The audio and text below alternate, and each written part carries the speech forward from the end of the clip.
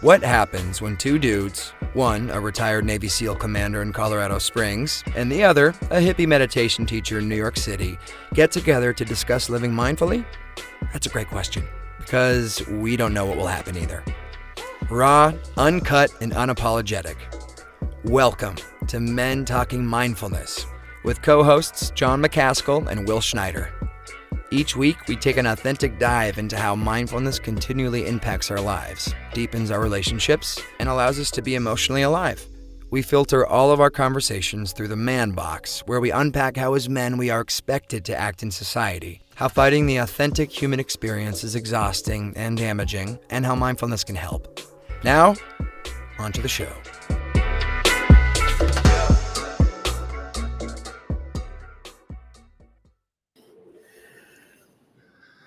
All right, here we are, Men Talking Mindfulness. John McCaskill here in Colorado Springs. And for a second there, I was just staring at an empty chair, and I thought I was going to be on this show alone. But Will, good to see you. Will Schneider, my brother from another mother, there in New York City. We've got a great show ahead of you today. Today, we're going to be learning about physical fitness and how physical fitness and mindfulness go together. And we're going to be learning that from guest, our sister from another mister, Dr. Theresa Larson. We're going to be talking about why physical fitness is important, not your normal discussion about why physical fitness is important, but really the depths of the body, mind, spirit connection. What are some of the best practices? What exercise does for our minds and bodies, that mind-body connection, as I just talked about. And also what happens if we neglect our bodies, not just what happens to our bodies, but also what happens to our mind when we neglect our bodies. So get ready for more great wisdom coming your way in a moment. But first, Will has some exciting opportunities to talk about. Hey, good to be here, John. Thanks everybody for tuning in. Super stoked for our episode today with Dr. Theresa Larson. She's just a gem, such an angel. So announcements. Yes, we have our M2 experience coming up on October 27th. So if you're ready to improve your mental and physical wellness, join myself, John, and Dr. T is going to join us in a little bit. We're all going to be part of this journey. It's a 21-day online mindfulness journey that also includes some live streamed classes on physical fitness. I'm going to be teaching some yoga. So if you're looking up your game and actually take the things that we talk about and put it into practice and learn some new practices and learn more mindfulness, learn meditation, learn how to access more of your mind and your body, then join the M2 experience kicking off October 27th. John just dropped the link here and the information in our feed here. That's movement.rx or movement-rx.com/MTM if you want to learn more information. And John, we have a new MTM merch sale coming up. It's kicking off right now. It kicked off last night at midnight, and it's going to run until November 27th. I'm super excited about this sale because we've actually added some new merchandise. We have a new holiday colored shirts in forest green, and they look hot. We also have new baseball trucker hats with the MTM logo on it, and also have winter hats too. We have beanies and one with some fun tassels as well. So again, the sale is on until November, end of day, November 7th. So spread the love, the MTM love, buy some new merch for yourself and some loved ones. And the sale is going to be, we have the sale timed perfectly. So all these goods will be delivered pre-holiday, so you can buy them for your loved ones as well. So everybody out there, grab some merch, share the merch, share the link, and thank you so much, so much for supporting MTM. We really appreciate it. That's all I got, John. That's all I got. I think. Well, yeah, real quick, the link to that is simply mentalkingmindfulness.com/merch. So check that out. Super easy link to remember. And we're going to bring our awesome guest up here now, Dr. Theresa Larson. There she is. Good to see you, sister. How are you? Good. Nice to see you guys, as always. All right. Well, quickly, I'm going to go through your bio, and I'm going to surprise you here a little bit, T. I'm going to read your formal bio. So Dr. Theresa Larson, a.k.a. Dr. T, has become one of the healthcare and fitness world's most sought-after experts on movement health. Dr. Larson earned her doctorate in physical therapy from the University of St. Augustine in San Diego. A former Marine Corps engineer officer and combat veteran, Theresa also played professional softball in Italy as well as semi-professional softball in the U.S., was an All-American Division I softball player at Villanova, as well as former Body for Life champion. Theresa founded Movement RX with her husband in 2013 in order to break free from the limitations that traditional physical therapy puts on practitioners and patients. The result was a company where skilled practitioners can authentically, treat patients with the time, care, and movement education they deserve. Dr. Larson is determined to deliver movement and mindset health to as many people as possible with her team, including adaptive athletes, as she herself is an adaptive athlete. She is a motivational speaker for companies, helping individuals and teams understand that change is possible and leadership starts within. That all said, that formal bio out of the way, much like Will is family to me. So is Theresa. She is a woman on a mission, living life in the now, mother of 2 beautiful boys, wife to her husband Per, an adventurer, and someone who loves space and quiet. So welcome to the show, sister. How are you? Thank you. I'm excited to be here. I'm literally sitting on a bag of books right now, or box of books, working on a coffee table because I just moved in, as you know, to my new home in Durango. Yes, love it. A beautiful spot out there. It is unbelievably beautiful. So Yes. very excited for you and the family to be there. And that all said, Will, let's kick it off with our grounding practice, brother. Excellent. Yes. Hey, so happy you're here today and joining us, Dr. T. Really appreciate it. But like we do every show, we're going to start with a simple grounding practice as a way to teach, a tool and opportunity to teach how, and also as we continually do these grounding practices, we just get to know how incredibly powerful our breathing and calming ourselves down and having that mind-body connection and using the breath as kind of the thread as a way to just relax and be in this moment. So, assume a nice, if you're taking a seat, if you're sitting down already, get a nice long spine. If you're, driving or listening in some other way and you're in an active environment, maybe just stop what you're doing for a moment and just relax and find your feet on the ground. Find your hands on your thighs. If you're sitting down, create that nice long spine, close the eyes if it's safe for you to do so. We'll exhale out the mouth, let it go. Good. We're going to use a triangular breath today. So we're going to inhale for 5 seconds. We're going to hold that breath for 5 seconds and exhale out the nose for 5 seconds. And we're going to do this for 5 rounds. And we'll just see how we're feeling from beginning to end. So let's exhale out the mouth just to begin. Good. Here we go. Inhaling through the nose for 5, 4, 3, 2, 1. Hold that breath. 5, 4, 3, 2, 1. Exhale through the nose. 5, 4. Nice and gentle, nice and soft. Easy out. Inhale again. 5. Big balloon in the torso. Hold that balloon gently for 5. Exhale, 5, 4, slowly letting that breath eke out the nose. And let's do a few more. Inhale, 5.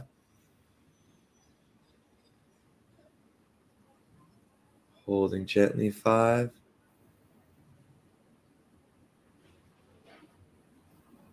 Exhale, 5, 4, 3, 2, 1. Good. Last 2. In again. Hold.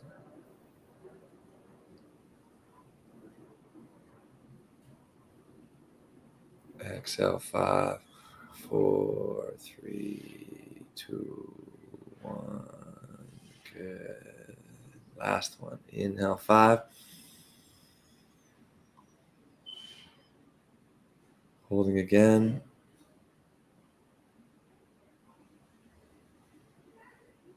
Exhale, 5, 4, 3, 2, 1. Great. And just take a moment here. Just some smooth breaths in and out through the nose.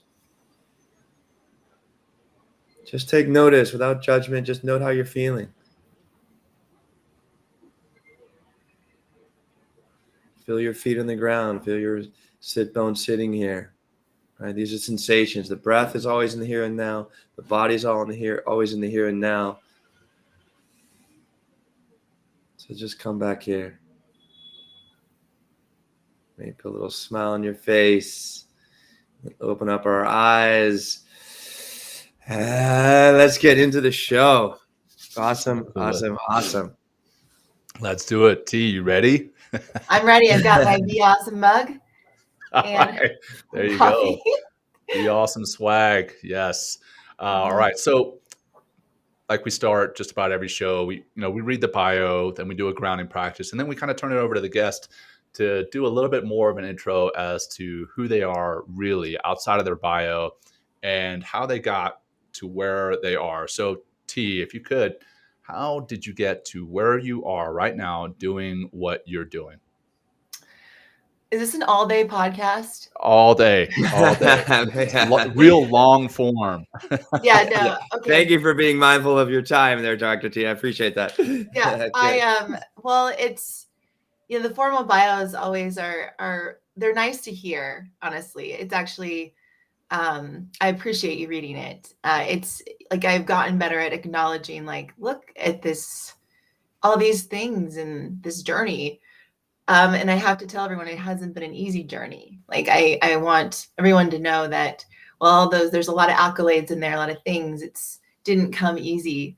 But to get to where I am, I'm really grateful where I am right now, being able to work with John and you, John, and you, Will. Like, it actually is a dream for me to be able to be talking to you both right now, as well as work with very closely with both of you.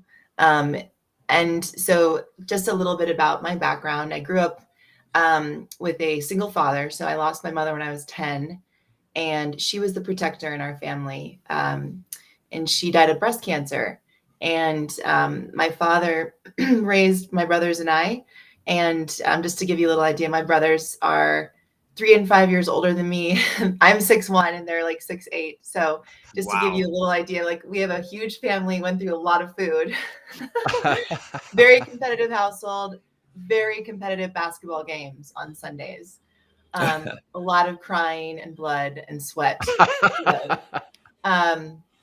my brothers and I, when we get together now, we're kind of surprised that we're all alive, because one, they buried me alive when I was little. There was knife fights when we were babysitting. Like my older brother babysat us. Yeah. There was burn issues. So we're very thankful to all be alive with children and very happy lives. But I loved sports. And so softball was the one that stuck with me. I ended up doing really well in softball, and I was a pitcher. And so I took that. I got a college scholarship, and it allowed me to travel the world. But ultimately, my first career, I got to be a Marine Corps officer. And that was one of the best things that I ever did. It was a wonderful place to be from. I'm thankful to be out now serving veterans in the way I do. But I learned so much about myself, and it brought out the strengths in me as well as the major weaknesses. And I got to do things that women weren't allowed to do in combat. I was basically in 2003 to 2007. So it was before women were actually acknowledged about being in combat, but women engineers, women in logistics oftentimes were, because there was no front lines, as you know, John, like in working in Afghanistan, and I was stationed in Iraq. There's no front lines. And so I got to do a lot of fun things as an engineer, and some very special things. But ultimately, unfortunately, while I was going through this experience of being a Marine officer and deployments, I also struggled with an internal disease that no one knew about, that was a secret, and no one could see, because all they see is, oh, you're a really fit woman, you have it all together. But I actually didn't. I was struggling with an eating disorder. And so, and I'm sure we can get into more of that. But, ultimately that decision. So when I was in Iraq, it was kind of the culminating event of, I came to this realization finally that I need help. And by asking for help, it took me on this very hard, very embarrassing, then, not now, journey of kind of finding what is Theresa about? What makes Theresa tick? what's important to Theresa. And I finally chose to go on that journey. And it was not an easy journey, but it's what brought me here today, to decide of getting my doctorate in physical therapy, because I was always passionate about medicine and fitness, always passionate about helping people and really being with people and making people not feel alone. And through my therapy, because I had to get a lot of therapy for what I was dealing with internally, I came across a mindfulness meditation biofeedback therapist who actually helped me learn how to connect mind and body and how to help me handle these stressors and triggers and things that would come up in my physical body, which I found was so incredibly powerful, because I was honestly scared of what was going on upstairs. I didn't want to be alone. I didn't want to be alone with my thoughts. That was actually a scary thing for me. So, even as a PT and running my own business, I came across some trials and tribulations of just like, like anyone else, when you're running a business, you go through the ups and downs of growth and people and situations. And I always came back to the mindfulness practice to help me find my center point, my North Star, which is what has led me here today, leading these remote virtual experiences that are very high touch, that people actually use versus just a check in the box of like, this is their wellness program, and get to work with you two. So I'm thankful to be here. As are we. We love working with you. We love what you're doing, both with Movement RX as a whole, and then with the mindfulness and movement experience within the Movement RX platform. But like talking about your work, why? I mean, you touched a little bit on it there, but why are you so passionate about physical fitness and then that mind-body connection? Well, one thing, I used to abuse physical fitness. Like I used to, in my early 20s, and when I was dealing with my disease, like it was all about doing more and doing more, and that was my way of coping with the stress. And so I used exercise at one point. However, now as a PT and understanding the benefits of moving my joints and moving the soft tissue, it's helped me have a greater respect for the human body. What I learned in PT school, like I don't actually do traditional PT. I'm kind of a unicorn in the PT space. I call myself a unicorn. Okay. And anyway, bold. I love it. Yeah. So the thing is, like, movement, when I started to learn about it and I started to grow a deeper respect for the human body and what it was capable of. And so not only for a personal standpoint, like learning to respect my body and what it could do was very powerful, but then also teach other people how to take care of themselves with this like thing that we do every single day. We get up from our bed, we go to the bathroom, we go to the kitchen, we walk around, we play with our kids. We oftentimes take for granted this ability to move until we don't have it, until we get injured. And so I find that, with movement, when I start to, movement is very general, but what I bring to the table is this healing aspect to it. Like if you start to pay attention and slow down with your movement and pay attention to the range of motions that you're doing each day, and actually what joints you're moving more and what joints you're not, and how does your soft tissue feel, and what is your sleep position like you start to like improve your life, your quality of life in each and every moment, each and every day. So you end up wanting, right, when you take action and actually moving your joints, moving your soft tissue, paying attention, you actually start wanting to do more fun things and do the sports that you've always wanted to do or get back into, or play with your kids more. You're more likely to go for that walk with your kids or go look at the leaves. And so I found that, the mindfulness work that I do personally, you can't separate it into the work I do with movement. And again, movement is the lowest hanging fruit of medicine. Oftentimes, this is unfortunate, but when I was doing Hatha physical practice, which we still do in San Diego, which we have two wonderful PTs that run it. But when I was treating patients, people would come in and have an injury, and I would say, "What are you doing about it?" "Well, nothing. Like, I'm waiting for you to tell me what to do." And that's pretty common But I'm going to tell you all, like, there's so much that you can do. Motion is lotion, right? Getting some, I'm not talking resistance motion. I'm talking just soft tissue joint motion is very healing. It brings in all these wonderful things like proteoglycans, white blood cells, blood, which is nutrients.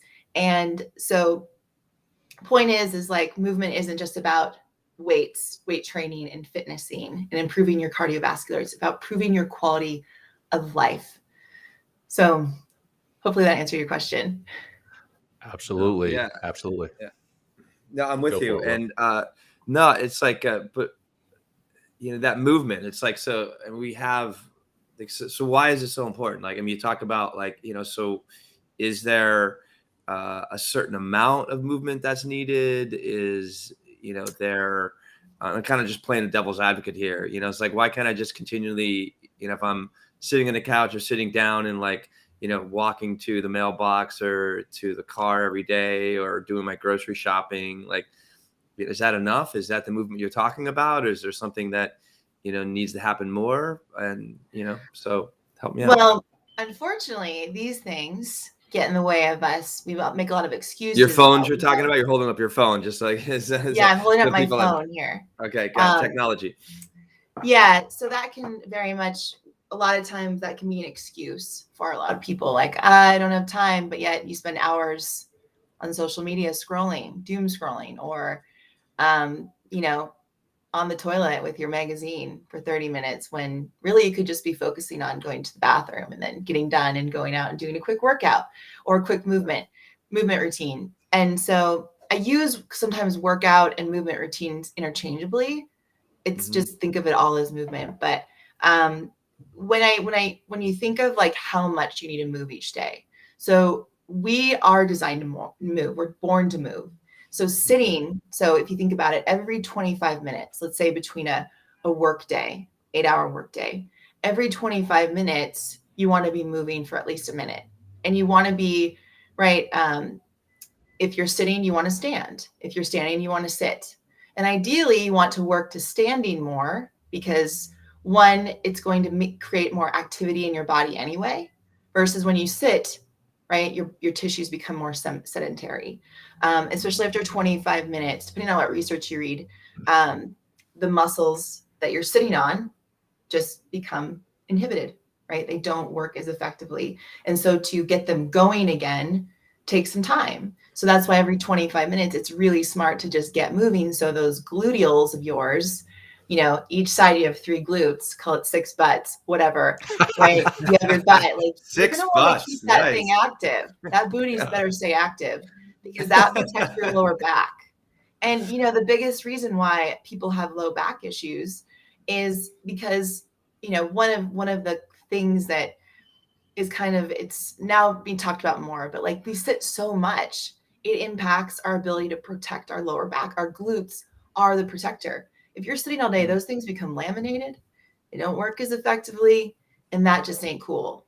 So every 25 minutes, you're going to want to keep those going. And so, you know, that's the ideal. Now, in terms of step count and stuff like that. So let's talk about that. And then also joint ranges of motion. So while a work day, you want to move, right? If you see me, I'm always like shifting around and whatnot, just because I'm also sitting on a box and I'm not exactly, I'm working to keep my spine straight. So even right now, we all are moving. Like you are moving, Will, right? You are moving, John, and the ability to like maintain a solid posture is actually really important. What is a solid posture? Well, get yourself against a wall, heels, butt, back of the shoulders, head. So you have 5 points of contact. If you have 2 legs, right? And are all those things lined up? Most likely your head is projecting forward like that, right? So even when we're sitting here, we're moving, right? So again, every 25 minutes, you're going to want to switch positions. Now, in terms of step count, ideally it's 10,000 steps a day, right? But on average, the majority of us get about 4,000 to 6,000. But a good goal actually is 10,000 steps a day. And ideally, if you can do it in your bare feet or with minimalist shoes, your feet actually have to work harder. And yes, you're probably wondering, well, why would I want my feet to work harder? Well, our culture has gotten, especially in Western culture, has gotten way too cushy. So I love the book, The History of the Human Body by Daniel Lieberman. Right? Like we have cushy chairs, we have cushy shoes. The cushier the shoe, the better. Absolutely not. Like your feet are your feet are the things that feel the ground. If you want to improve your kids' gait, walking, their strength, you keep them in their bare feet for as long as possible. And you don't buy them those really cushy shoes, because their ability to feel the ground with their feet is what is going to improve their ability to build proprioception in their joints, which is the ability to know where you are in space. Same with adults. Get out of those cushy shoes, get in your bare feet or socks. I don't care if they have bunnies on it, whatever, right? Like just wear bunny socks, okay?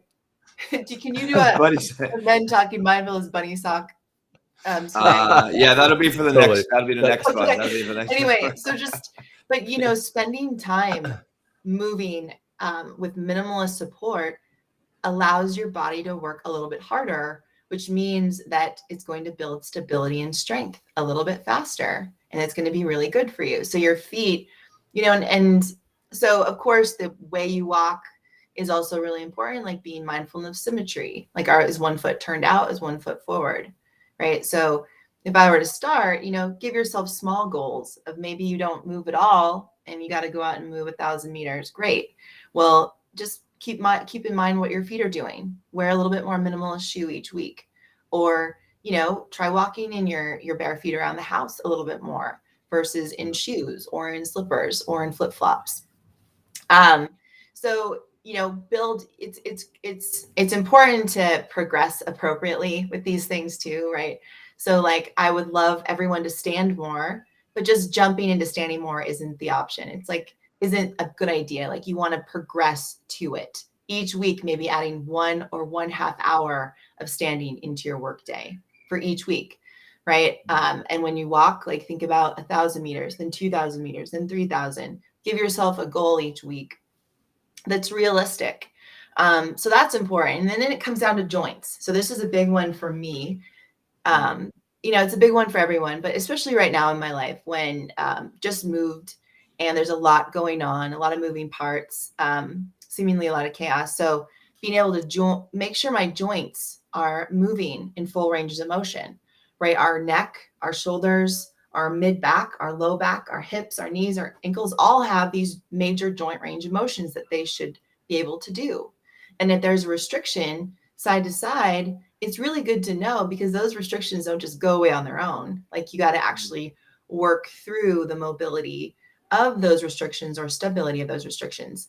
So that's why the mindfulness experience has been powerful on a movement side, is because I teach people, I give them an assessment that I've pre-recorded that they do, and it tests their neck, shoulders, hips, knees, ankles, and it shows them where their major asymmetries are, which they're not going to get from a medical provider.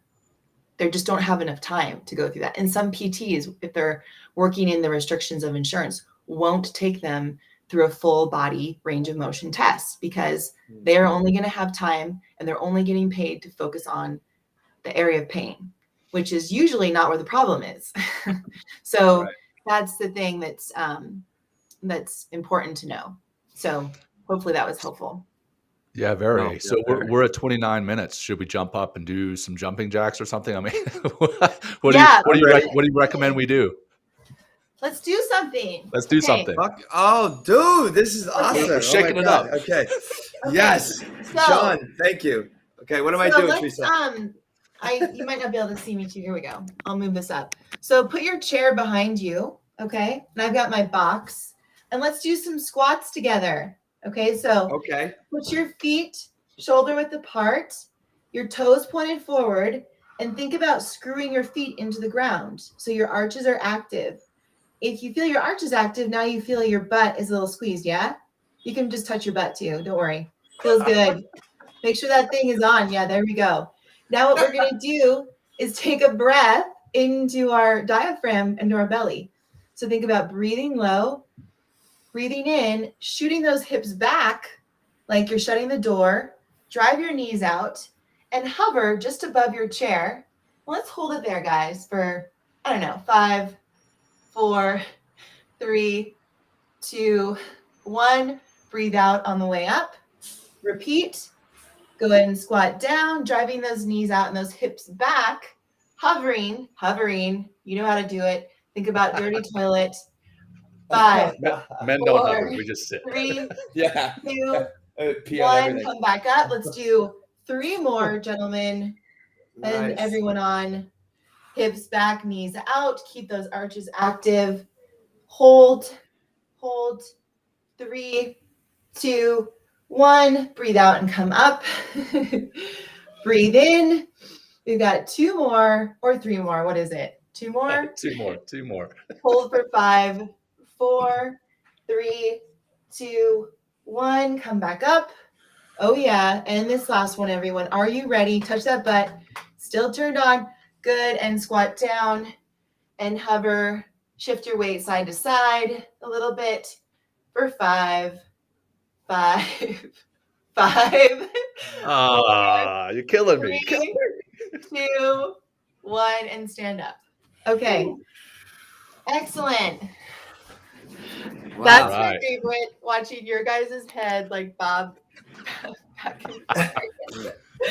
Well done, Dr. T. Wow. Thanks for that. So what did that do for us, Dr. T? Why did we just do a bunch of squats and held the squats? Like what's going on in my body right now? I feel a little out of breath. Like, tell me, why was that important? I don't get it. Oh my gosh. So let me just tell you how important Let's that do it. was. First of all, when you're squatting to the toilet, think about that. Okay. Great position. Your hips actually, so a squat is one of the most functional movements we do. So it's a very primal movement. And what we did there was we woke up our glutes, which, remember, those are the protectors of the lower back. Okay. So we woke up our glutes. We got our thigh muscles, our ankles moving, and our lower back. Actually, when we take that breath into the belly, right, kind of what you were teaching at the very beginning, Will, and we create that decompression in our spine. So when you take that breath into the belly, rib cage, you actually decompress your lower back. So that's why we breathe in, go down, breathe out on the way up. So you're getting some decompression in the lower back, some stimulation to those glute muscles that have been, just kind of hanging out there on the chair. Plus, I've increased my heart rate a little bit because I am at the highlands of Colorado. Okay. Lowlands, 7,000 feet. So you increase your heart rate a little bit.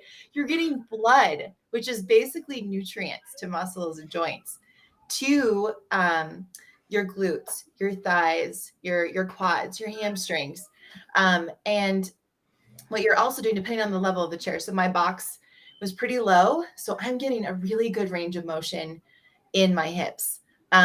You want your hips to actually be able to sit below parallel. So I was getting good range of motion in those hips, which oftentimes we don't get, because if you think about it, you sit to a chair, you sit to a toilet, everything's about knee height. You never get the full range of motion in those hips. So I was able to just get that, kind of open up the range of motion of my hips, my knees, my ankles, which is getting me nutrients to those joints. It's allowing proteoglycans to come in. It's getting motion, which is lotion. Yes. Plus, okay, get this. It is also Miracle Grow for the brain. So not only am I getting my body, I'm getting these nutrients to my joints, I'm also waking up my brain and allowing my brain to open up its learning capacity.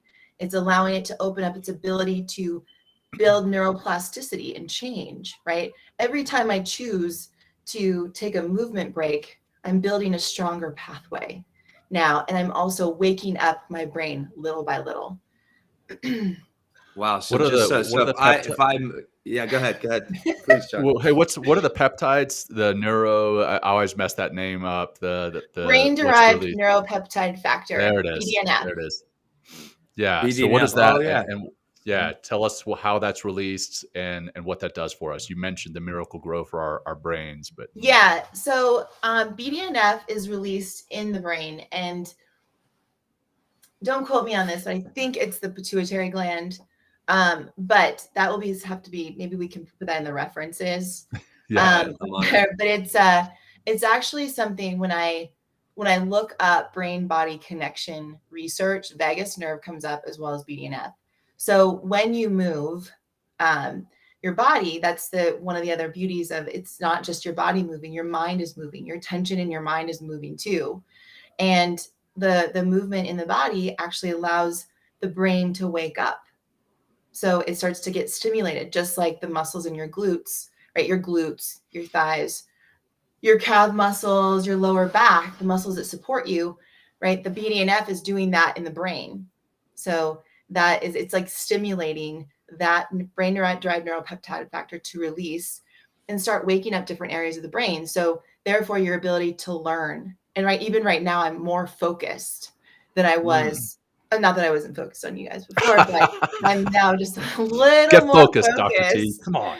than I was before. And so I think that it's one of the most powerful tools I use in education to show how connected the brain and body is, besides just like the vagus nerve also. So I can explain a little bit about the vagus nerve if you like. Sure. Yeah. Which I think is, we're let not me talking just about ask- Las Vegas. Yeah. It's Yeah. Vegas. Well, yeah, so it's like, so the more, so if I move, so say I take, I have a timer on my desk, and I'm going to set it at 25 minutes. And if that timer goes off and I do say 10 squats, or maybe I go out for a 10-minute walk, that's going to affect my thinking and how I'm showing up in the world. Yes. And my focusing. Wow. Okay. Yes, very much so. So, you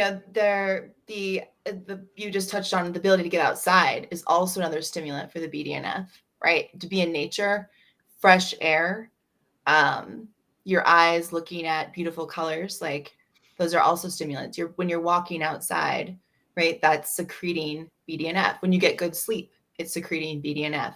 Basically, everything good comes from BDNF. Like everything that is good for your physical body will release BDNF.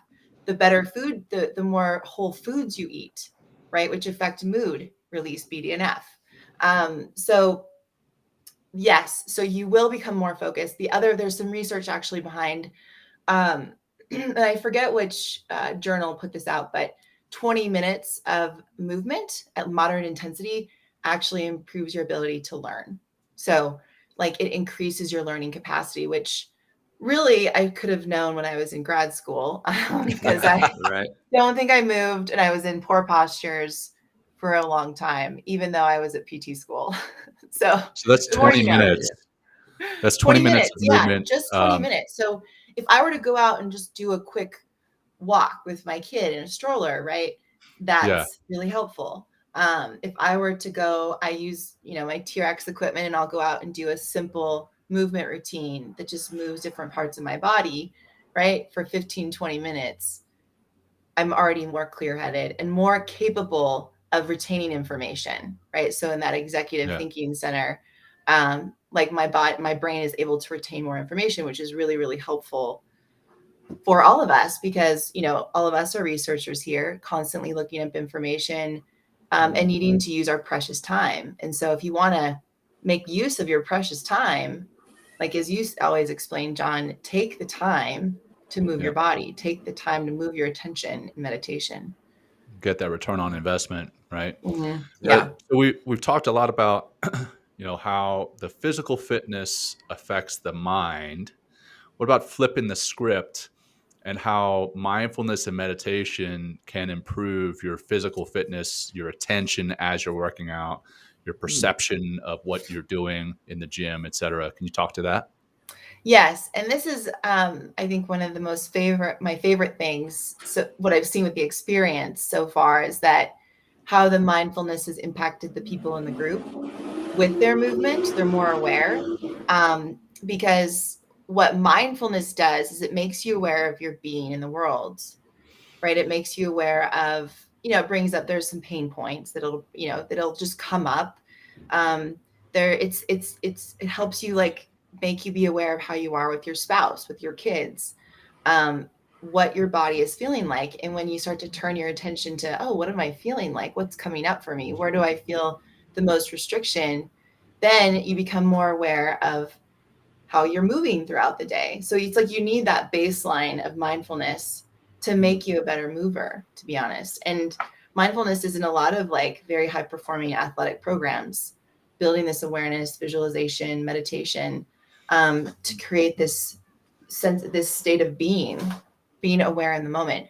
But what it's done, so the what it helps with in terms of movement, it helps you slow you down. It helps slow you down. It makes you more aware of, like when you're squatting, you're doing those squats from 5-second pauses. It allows you to like pay attention to, oh, what is my left hip may feel more restricted than my right, versus just going through the motions really quickly in a workout class with the music. You can't even hear yourself think, like you're totally unaware of, and not that I'm opposed to not listening to music. I love listening to music. But I've found that it's really important for me to take the time to do movements and exercise on my own too, and or turn down the music, work out with less people, work out by myself even, which a lot of people don't like to do, because it helps me pay attention to, oh man, my left hip feels a little bit more restricted than my right. I'm aware of how my spine is feeling when I move down to my bottom position of my squat, when I go up. And when you can become aware of those things, then it allows you to make those reps better, or kind of lean into, okay, why is this bothering me? Versus just saying, you know what, I'm always in pain. This is part of life. Like, I'll just do it until I can't. Well, we're actually designed to be pain-free. We're not, so pain is common, but not normal. And a lot of these dysfunctions we have are very preventable. Yet people just feel like it's just part of aging, part of being older, part of being a vet, part of having, and that's a story. And so I think that that's a really important thing to know, is that the mindfulness allows your nervous system to actually wake up. And so then when you wake up, when you go to do your exercises, right, you're more attentive to what your body is doing. And then if something is bothering you, lean into it right away, versus being like, yeah, this is just my story. This is part of life. Yeah. Well, that's what I really enjoyed teaching yoga, because it's like it's a complete mindfulness journey with the body and the breath and in the moment. Because it's like, as John's starting to do yoga, everybody, by the way. Sorry if I'm blowing up your spot there, John. Right. It's just great. Don't tell anybody that. Oh, damn it. Sorry. We'll cut that out. No, we're not going to cut it. I'm just kidding. So John can do yoga, guys, and everyone out there, everyone can do yoga. Right. But it's like, that's why we have, the poses, asanas, right, is what is like the Sanskrit word for the pose. It's like we have certain poses which are certain body positions, whether you're, on your feet, whether you're balancing on one leg, when you're, standing on your head or on your hands, right? But it requires a certain amount of awareness. It requires that mindfulness. But also it's really nice is like bringing the breath in, so we're holding a pose for a certain amount of breath count. The breath, if you really get deeper into the practice, as you become more aware, it's like a metronome, right? I'm holding the breath for 5 breaths and then I'm switching on to something else. There are many different types of yoga practices out there. Yoga flow seems to be one of the most, popular here in the United States. But it really does give you this nice routine, but it's also not just finding, everyone thinks like, well, yoga is just stretching. It's so much more than that. There's a tremendous amount of strength in that's required in yoga. I was like a competitive athlete, like yourself, Theresa, and I was lifting at the gym and I thought I was super strong. And then I get to some of my first yoga classes and I'm asked to like hold my arms out and warrior two, for like maybe holding the pose for like a minute or two. And I couldn't believe how like tired my shoulders were getting, but I'm still able to like military press at that time, like 185 pounds. I was like, really? And I was like, whoa. So yoga just gave me an incredible, this deeper level of mindfulness. Instead of just doing squats at the gym, listening to music and, trying to outdo the guy next to you, right? But really being very clear, how are my feet? What are my position of my thighs and the orientation of my body as I'm squatting? And it really just creates, it kind of brings all those things you talk about. It brings it creates this mind-body connection. I'm definitely getting into more of my creativity and more focus in my mind. Mhm. I'm able to, because I'm organizing, right, my body in a certain way, I'm getting those benefits out of whatever particular movement and posture I'm doing. And then the breath is there to help continually bring me back into that moment, bring me back into the posture. And also the breath is just a great way to even, create that mind-body connection and open up more of those neural pathways that could just, find out. Like if you haven't done yoga, Yeah. see what it's worth. So I just wanted to bring that into the Well, equation as well, since I've been teaching for a long time. So, I think that, yeah, you put up a really good point. And so I love so whatever, especially with the work I do, I'm not like, oh, we got to do this kind of workout or this kind of workout. right. It's like, I think of it as like the pyramid of physical and emotional freedom that we talk about a lot. It's, a lot of us think about when we want to get well again or get into a routine. It's like, I'm going to jump right into running. If this person runs 3 hours a day, then I should run 3 hours a day. Or if this person on the internet or Instagram is doing squats at body weight, then I'm going to do that, or whatever it is, right? Or maybe yoga for 2 hours a day or meditating. And it's like, that's actually not the best place to start. Starting, there's layers that we go into. And so bringing this awareness to the body, that's where the mindfulness practice can come in, like practicing meditation, becoming more aware, moving a little bit slower, learning what areas of your body are tense, what areas are not, what's coming up for you, what's not, like taking inventory there first and providing yourself, like, I think that the bottom layer is learning how to be still and aware. Yeah, Learn how to be absolutely. still and aware, then adding the layer. And a lot of these can happen fairly quickly, but starting out with this awareness, like, okay, how strung out am I? Neck up. How strung out am I? Neck down? Or where am I at? And then adding the layer of, okay, now how are my joints doing? Get an assessment, right? Like that. I do actually really believe, even though I created it, but like that's what health providers do. We assess you to help you understand where you are. You want to be here, but you can't get there until you know where you're at. So understand what your joints are doing, what your soft tissue is doing, like how your neck is moving. And then, right, you start working on those parts. Okay, I'm going to work on my my right shoulder versus my left. My neck rotation to the left is really limited. I'm going to work on that. That's part of my like maintenance. And then you add in these movement patterns, right, where yoga can come in. Like these movement patterns where you're starting to really pay attention now to the movement patterns you do. And yoga is the longest standing ancient movement practice. It's actually very similar to weightlifting, right? We squat in weightlifting, we push, we pull in weightlifting. We just add weights to it. But they're still challenging our primal movements. But yoga, there's no resistance other than body, and that helps improve the movement patterns. But it's not exactly the first place you need to start, right? It's being still and aware and paying attention to where, like, the being still, like, what do you feel like on a day in and day out basis? What do you move like starting to be present in the moment. So joint, soft tissue, movement patterns, and then now you start adding resistance and start adding these deeper meditation practices or deeper, like longer practices into your day, right? But you don't have to start there. And oftentimes we think we have to start there, but it's actually like just literally moving your attention to being aware in the moment. And what are you feeling like? What's coming up for you? What makes you tick in the moment? A lot of people don't slow down enough to pay attention to that. Right. Yeah. Well, one thing you mentioned, one thing, I was going to keep going, John, with this, because you bring up a really good point about like getting into the stillness, right? That's where we want to be, right? And that's so critically important, because if we're still, then I'm in the moment. I can instead of like life coming at me, I become a force of life. I can create my own vibrations and be a force in the world and how I want to do things. But they call in the yoga tradition, they call these koshas, and koshas are like kind of peeling away layers of an onion. And the first one is the physical body. So the first way to get deeper, so we're trying to get in from the physical body, which is like the largest, outside of the onion and trying to get into the core of the onion, which is they called Atman, which is that stillness, which is being present in the moment. And that's where our joy, that's where everything kind of comes from, is like that very well, the deep, deep well on the inside.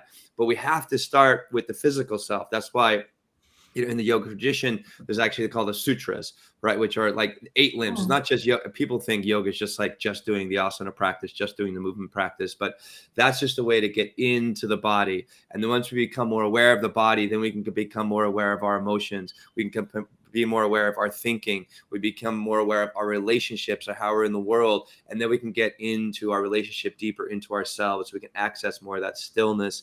And when we find that stillness, we're going to be more of a peaceful presence and more of a peaceful force in the world. Doesn't mean we're going to be like passive and wimpy, but like we can really begin to pick our spots and see where we want to put our energy and what's worth our time versus like that's a waste of our time. But like I like you said, it starts with physical awareness. If we have no physical awareness, then we really don't have the ability and the opportunity to gain these insights from the inside out. We're always going to be triggered by the world, jerked around by our thoughts and our emotions, and kind of enslaved by our emotional life, which is attached, typically when we're not being aware, attached to other people and what we're not doing and how they're feeling about us, and we're very, so it starts with the physical though. So if you're sitting on the couch all the time and just like binge watching Netflix, right? And even when you're watching shows like that, you're continually being emotionally manipulated because we're feeling beings at our core, and we're watching something that's very dramatic. It's just like, and then who we're going to be in the world if we're just sitting back and consuming instead of being the predominant creative force in our lives. And that's what I really enjoy about this conversation, as well as like getting your ass off the couch and actually doing something, becoming more aware. Yeah, you said that beautifully, Will. Thank you. And I've learned, and I was that person, 4 or 5 years ago. Even running my own business, I would react to external forces still, and felt very much all over the place, and definitely still didn't have what.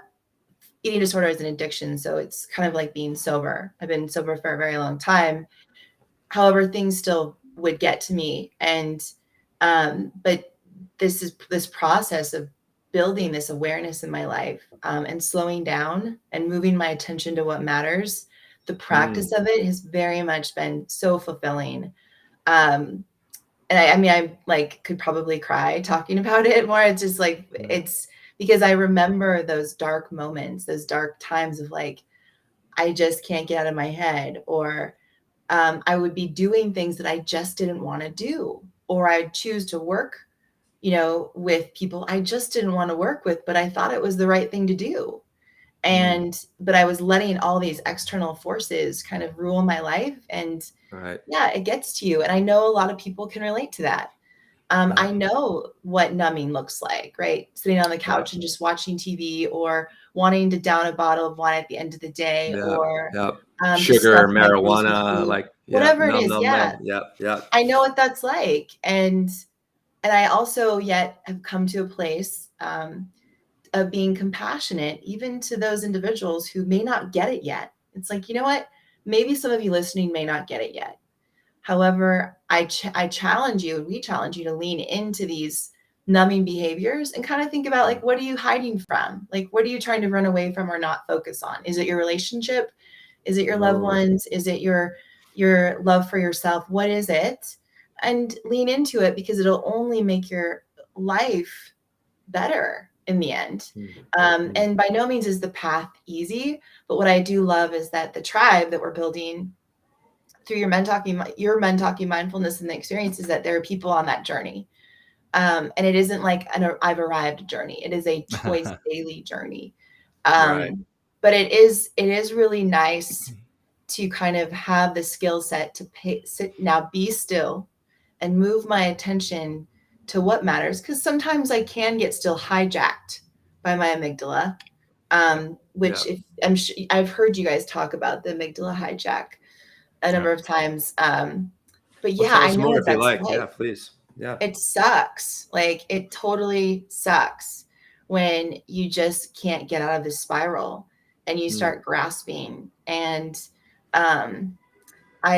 so I know, like, basically it's in those moments where you feel so overwhelmed, or you just feel so overwhelmed by the event or memory or things that happen that you just can't think clearly.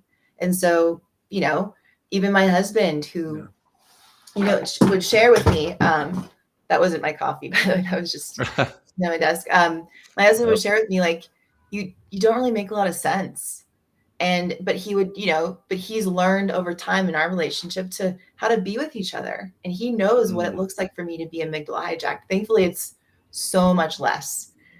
I don't remember the last time that's happened to me, but it has happened before. And that's why this practice is so, this aspect of just learning how to be and move your attention to what matters is so important, because it also allows you to learn to love yourself too, and be gentle. Like you talked about, soften.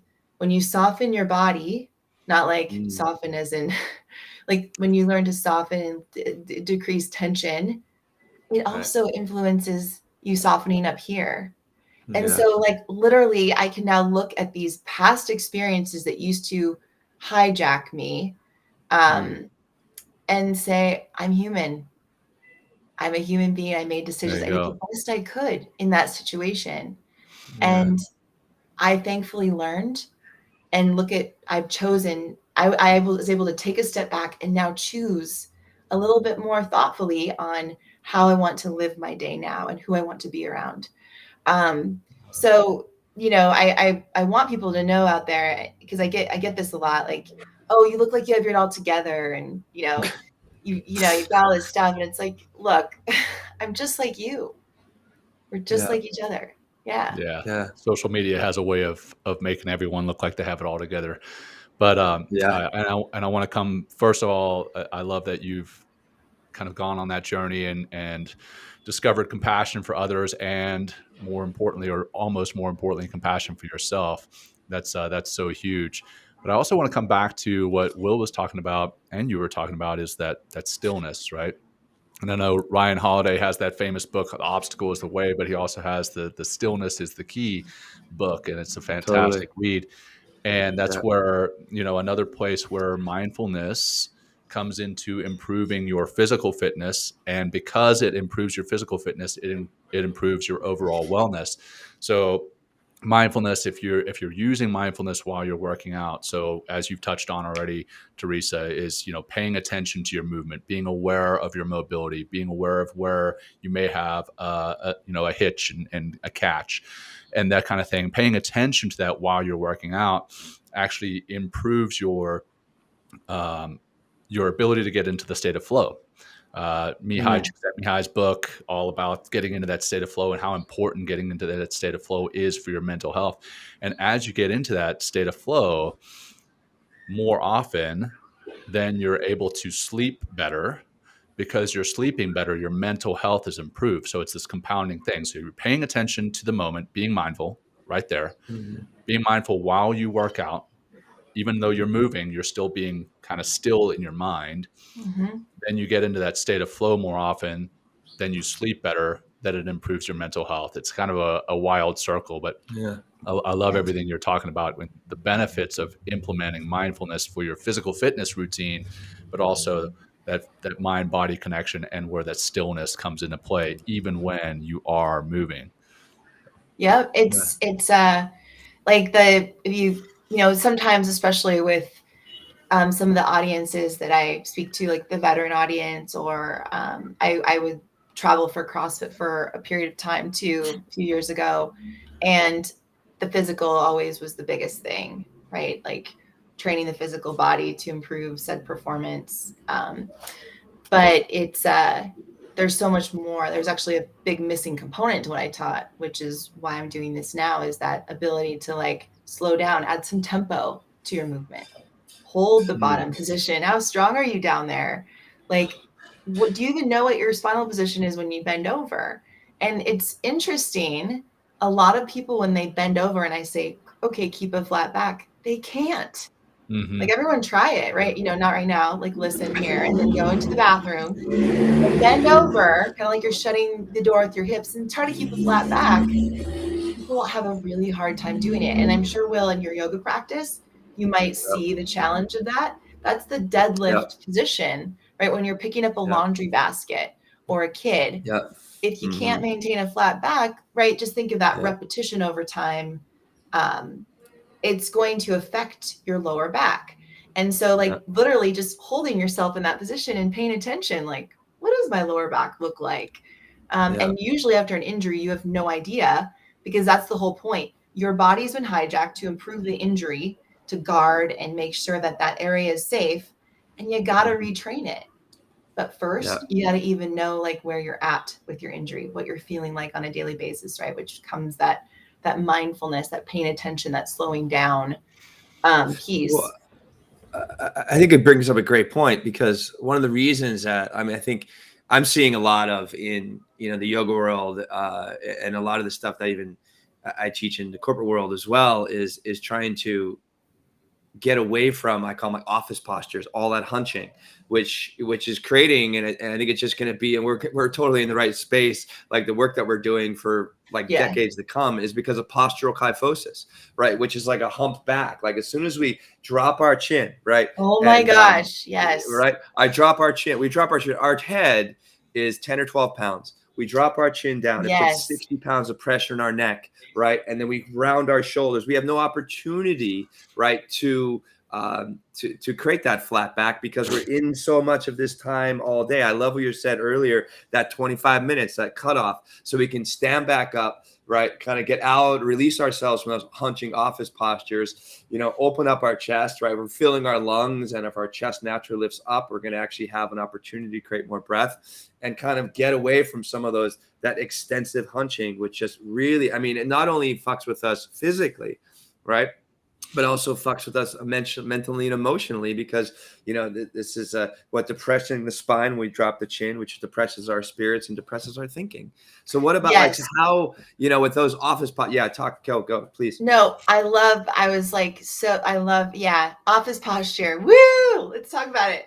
No, it's but the thing is, like, it's physics. Like if you think about it, when you're sitting all day and your hip flexors, right, here's what happens. Your hip flexors get really tight, and now you can't access your glutes as easily. And so those become weak. Your forward head and shoulders, in front of your shoulders become tight. That means you can't actively, it's hard to strengthen the back of your shoulders, which is the thing that helps hold your neck up, right? So with a forward head, actually the back of the neck gets really tight.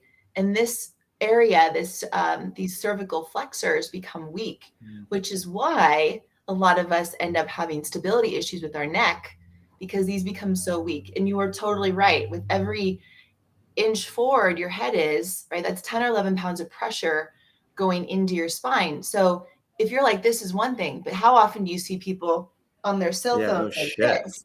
That's 60 pounds of pressure, right? That's 60 pounds of pressure going into your spine because of the forward, that 90, basically 70 to 90 degree angle your head is at. And it doesn't just affect your neck, it affects you all the way down your spine. So your lat, those big movers of your arms, right, those wing muscles, they attach here, front of the shoulder, the scapula, and then down at the lower back, right? So there's actually four attachments: the front of the shoulder, the scapula, the rib, and then the lower back. So your lat, if you're forward like this, right, it's going to affect the muscles, the part of your lat that's in your lower back. It's going to affect your erectors all the way down. So you wonder why when you move your neck to the right and left, you feel it all the way down your spine sometimes, because that thing is protruded forward. That's why you want to get yourself up, check yourself before you wreck yourself, okay? And get yourself up against the wall, heels, butt, shoulders, head, and make sure everything is lined up, step away, and go about your day. I love to rhyme. Well done. Before you wreck yourself.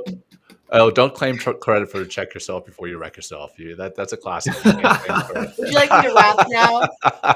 So hey, we're at an hour plus, so we're past our second 25 minutes, and we're talking about the hunch posture at your desk. What can we do right now, right here, as we're sitting here? Can we move around in our desks? Can we move around in our seats to improve that? Yeah, let's actually do, why don't we do a posture check All against right, the let's do it. wall? So Great. stand up. Thank you, John. And I'm in a doorway. Get your heels against the wall. Get your butt against the wall. Okay, roll your shoulder blades down and back so the back of your shoulders is touching the wall. And then just pay attention to how far forward your head is. Is it 5 fingers? Is it 4 fingers? Is it 2? Just pay attention, take a note, and then draw your head back. Okay, so now my head's in line with my shoulder, which is in line with my hip, my knee, and my heel, my malleolus, which is my ankles. And then step away, and can you maintain that? Right? So actually, so that's a quick way to test your posture. But while we're standing there, let's do a quick hip stretch, just standing, right? So we want to now that you know how to check your posture, check yourself before you wreck yourself, get one leg behind you. And this is as simple as it can get, right? Waking up the muscle tissue, squeeze your butt. Okay. So squeeze your butt and then drive your hips forward. Drive your hips forward for you so you feel a stretch in the front of that hip. It's as simple as that. Like I will be on the phone talking to these guys sometimes in this stretch position, right? And you should feel a little bit of a stretch. Yeah. If you don't, right, you can also just grab your foot, bring your knees together and do a quick quad stretch. The very thing that gets tight when you sit all day long. And the researched amount of time you want to do this, ideally with each stretch, so to speak, or mobility technique is about 90 seconds. Okay. So give yourself, that's about 3 minutes total. All right. Let's go ahead and switch sides. You can do a quick stretch. Make sure you squeeze your butt and draw your belly button towards your spine so you don't have a sexy belly. None of that sexy stuff. We want nice hip flexor stretch. That's right. And then if you want a little bit more of a quad stretch, here, put your knees together, right? Make sure you squeeze your butt. And again, 90 seconds each side is the researched amount of time where if you do this consistently, it'll start to change the tissue length. That's why postures like Will teaches in yoga are so powerful, which Will gets to now teaches with the mindfulness experience too. And then this one, John, or a little quick, I love this one that you teach, Will, is palms of the hand together and then press your arms straight back, right? John. There you go. Nice. John. Yeah. Okay, John's got some work to do. Now, if this is a bit too much, right, just get in the doorway like so, hang out. This is great for when you want to talk to your coworkers. You can be like, hey, what's up? And your coworkers will be like, why are you hanging out talking to me? You're like, well, I'm stretching. Like, this is a great hangout posture, just working on like the pec. So the cool thing about the pec is there's 3 different heads to it. So if you have your arm up like this, elbow in line with your head, it's a different fiber of the pec. 90 degrees is a different fiber of the pec. And then elbow below the nipple line, so to speak, wherever those nipples go. Sorry, okay. Here we go. All right. Wow. Men and women Good stuff. have different levels of where that chest is. So, Awesome. you gotta have fun with this, okay? Oh, absolutely. Yeah, Absolutely. I agree. Wow. Well, cool. Let's see. Coming up on the end of the show, we just did 2 movement exercises, one at the 25-minute mark or so, and one right there. What do you recommend are some ways for people to implement mindfulness into their physical fitness routine? I mean, obviously they can start meditating, right? But what are some ways that they can actually implement that mindfulness in the gym, Yeah. on the walk, in the yoga studio? But I mean, it's kind of tied into yoga already, but some of the other practices, the other physical fitness routines that we do, how do you recommend that? So I would say the best way to do it is add it to your warm up and cool down. So that's a great way to start. So if you think about you have your workout, let's say it's 20 or 30 minutes. Maybe it's less, maybe it's more, but that prep time your prepping tissues for the workout is really important. And think about it as like a 10-minute thing.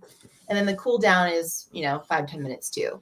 So you've got to, that's how we present our training programs. It's not just the workout. It's like, how are you preparing the tissue and then cooling down the tissue? And so the warm up, if you look at your workout, let's say you've got some squats, maybe you've got some push-ups, maybe you've got some abdominal work in there, whatever's fun for you. Maybe you're just going for a run. Well, what are the movement patterns that you're trying to do? Well, if you're squatting, we just did that earlier. If you're running, you're kind of in a lunge position, right? One leg in front of the other. So warm yourself up doing those movements unweighted and very slow. Like, think of it, I love tempo training. So doing the squats where you do a 5-second descent, a 5-second hold, a 5-second ascent, a 5-second hold, and you just go through a few reps, getting the blood flow, getting those muscles activated versus just jumping straight into weight training. So make the warm up look like your workout, but unweighted and really, really slow. Okay. So like if I were to go out and do a run and not static stretching, like I don't recommend static stretching before you train, because that is actually, unless you're dealing with an injury, doesn't, like, it's not the best researched type of stretch, like movement to do before you work out. That is more of a cool down. Do Right. static stretching when you cool down. When you warm up, you literally, the best thing you can do is open up your body to the ranges of motion you're asking it to do, but in a very slow manner. And so keep the music off, right? Keep your mind focused on what you're doing and feeling how your body feels. Oh, my left hip feels a little restricted today. I need to like mobilize that a little bit more before I jump on into the resistance training, right? Or add weight to that movement. Or, you know what, my neck's feeling a little funky today because I was in this position all day yesterday. I need to really get my shoulders warmed up and my thoracic spine mobilized and my neck in a good position. So that warm up is your chance to actually build awareness in what's going on in your body with the movements that you're going to do. And then the cool down is great to do the static stretching. So what muscles feel the most fatigued? Okay, maybe your glutes, maybe the backs of your shoulders. So get a nice soft ball, like a tennis ball, or lacrosse balls are a bit tense, but you could use those, or a foam roller, and start to roll out that tissue that you feel the most stressed out after that workout, and or the muscles that feel the most activated, because then you'll get a mass amount of blood flow to those tissues and kind of work on those sarcomeres in the muscle tissue were actually broken down a little bit. So now you get to go in there and massage it a little bit, which may actually feel pretty tender, but your body will very much thank you later on that day and the next day.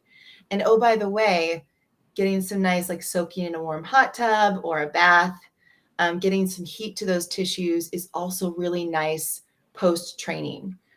So heat's actually way better. I mean, yes, you can do ice plunges for like stress training and stuff like that, but I highly recommend for soothing, wake up awareness, blood flow, heat is always best. Well, Thank you. with the kind of wrapping things up at the end of your workout, your stretching routine, whatever, I've also heard that implementing gratitude at the end. Hey, I am thankful for this workout. I am thankful for my body and the ability to do this workout. That's one thing. And then what we teach in the mindfulness and movement experience is those internal selfies, right? Taking stock in where you are in your mind, your body, and your nervous system at the beginning of a workout, and then at the end, take another selfie, quote unquote, of where you are in your mind, your body, and your nervous system, and compare the two. Are you feeling better after a workout than you were before the workout? Yeah. And then that allows you to be more mindful of that. And then you see the benefits of the workout, not just long-term benefits, but the benefits right there and there, and then. And then that could help you to stick to a workout routine.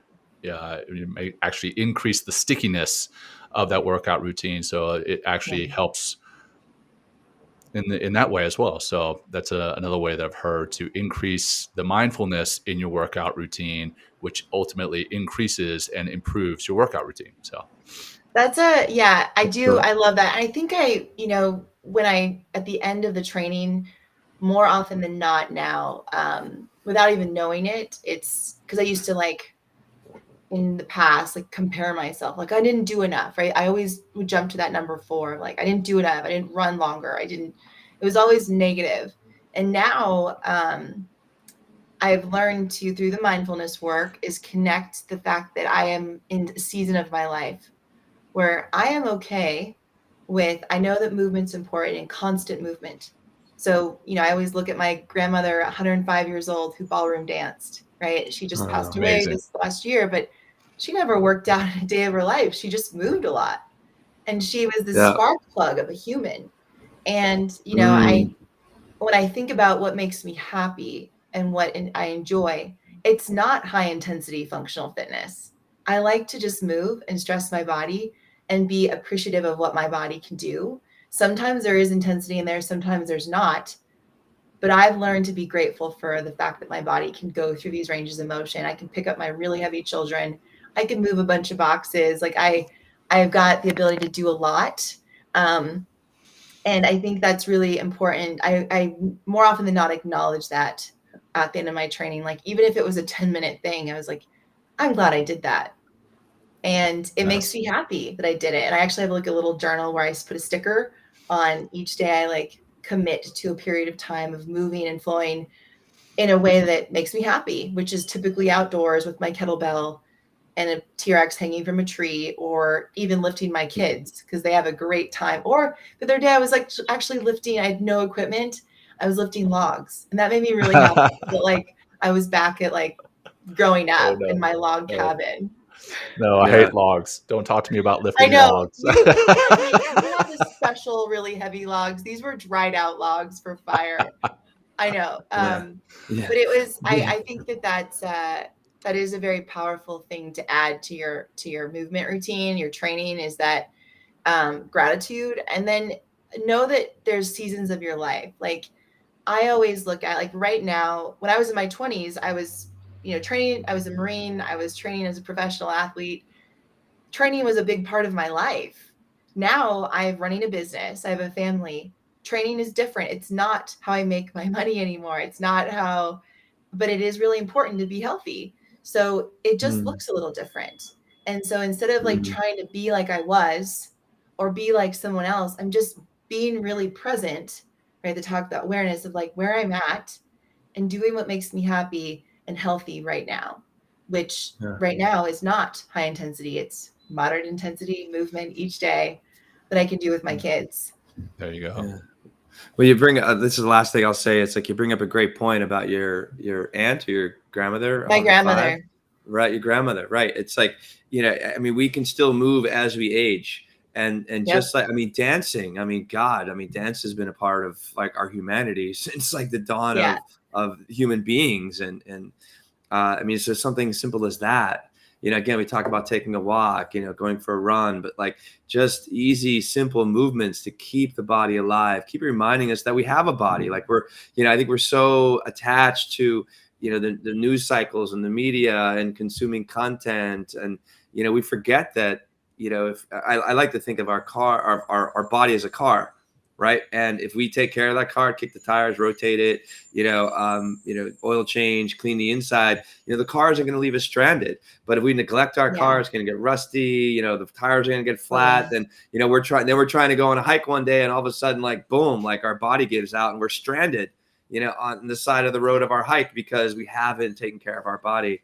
So just even a little bit every day, like you talked about, just keeping our body fresh, and that's going to keep our mind fresh, and that's going to keep us coming back to doing more movement because it yes. feels good. I mean, it's naturally, we have this mind body connection, and one way to get it deeper into the mind is through the body.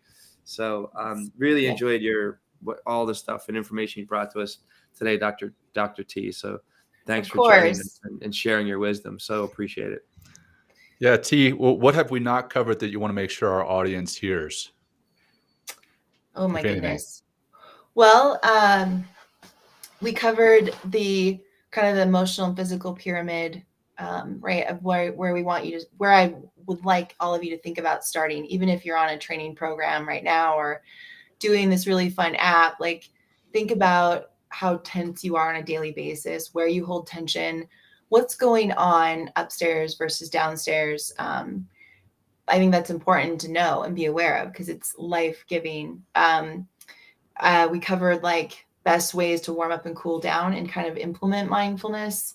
And I think, Will, you just hit on the last thing I want to say is that when you take action on a simple level, when you start to take action and say yes to you and movement more, even if it's just moving your attention to what matters and being present, right? Your body will naturally create more motivation in the form of these hormone releases that we get: oxytocin, serotonin, dopamine, epinephrine. Like, all of those things will start to happen, and you'll start to create this this more active lifestyle because you just chose to take action and not pay attention to what's going on up here, but just put yourself in a position of taking action, right? Putting yourself, deciding to be around someone who's a little bit more active versus someone who just wants to drink beer at the end of the day and watch binge on Netflix, right? Like, is you start to choose who you want to be around and what kinds of things you want to do, especially if you want to take action in your life,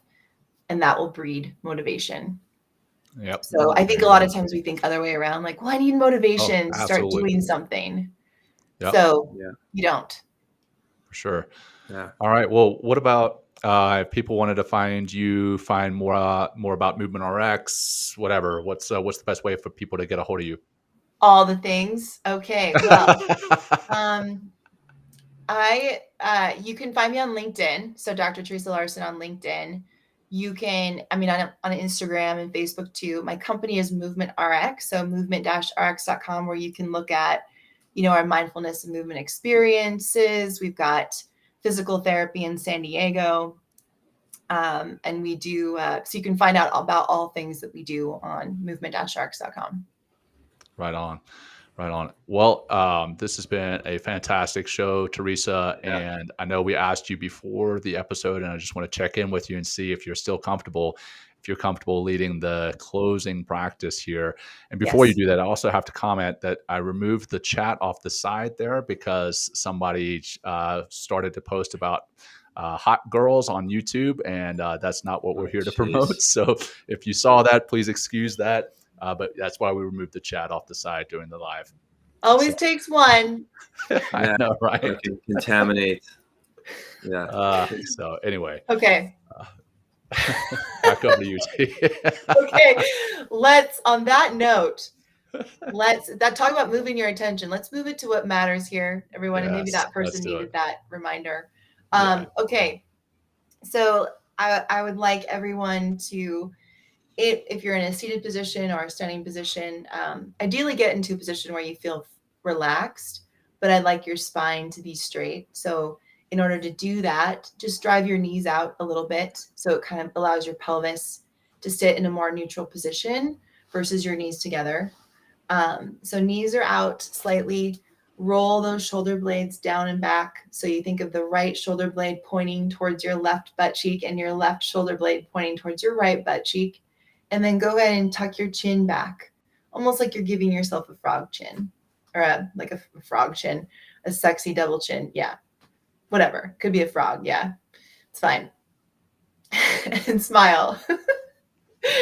And go ahead and place your hands either face down on your knees or face up, and close your eyes. And ideally, I want you to close your mouth too and just breathe in through your nose. And all I want you to think about actually is, with each exhale, a simple exhale through the nose, like sinking deeper into your seat. So literally with every inhale, you fill up the belly and the chest like a balloon.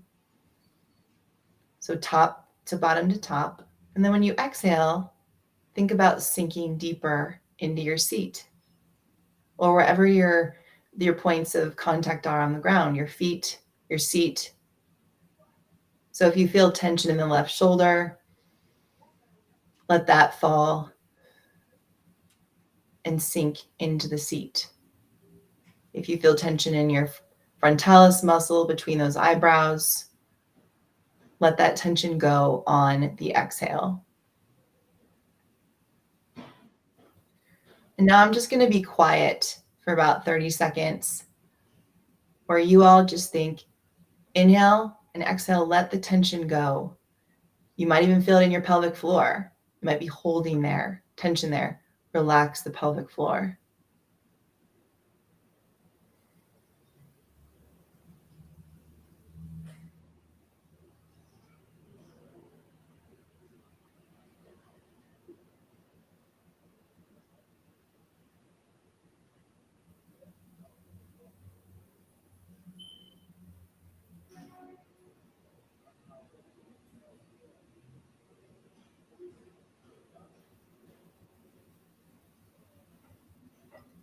In the final 20, 30 seconds, just pay attention to how heavy your body may feel as it's grounded there on the seat.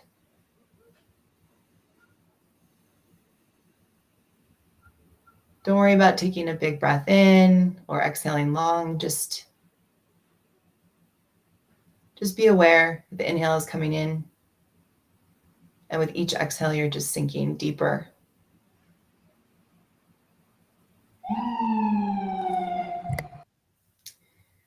And that was cue to go and wiggle your fingers, roll your shoulder blades down and back a few times, open your eyes. And there you go, a simple grounding practice where you literally just focus on the tactile sensation of what your body feels like on its seat or laying down. Well done. Thank you, Theresa. That was Thank you, fantastic. Dr. T. Yeah. You're welcome. And the episode was fantastic. Love what you're doing. Love what we're doing together. The Men Talking Mindfulness and Movement RX partnership. And if you're interested in learning more about the mindfulness and movement experience, check out the link that's right here, posted as a caption on the show. But if you're listening, it's just movement-rx.com/MTM. So thank you so much, Dr. T. Will, always a pleasure, brother. And we'll be airing an encore episode of this later tonight, and then this will be out on podcast form next week. So thank you all, and have a wonderful day. Thank you, guys. Thank you. Always love talking to you. Thank you, Dr. T. Yeah, same. Thank you. Thanks for joining Will and John on Men Talking Mindfulness. If you enjoyed the show, please like and share it with your friends and family, and please, we would appreciate a review too.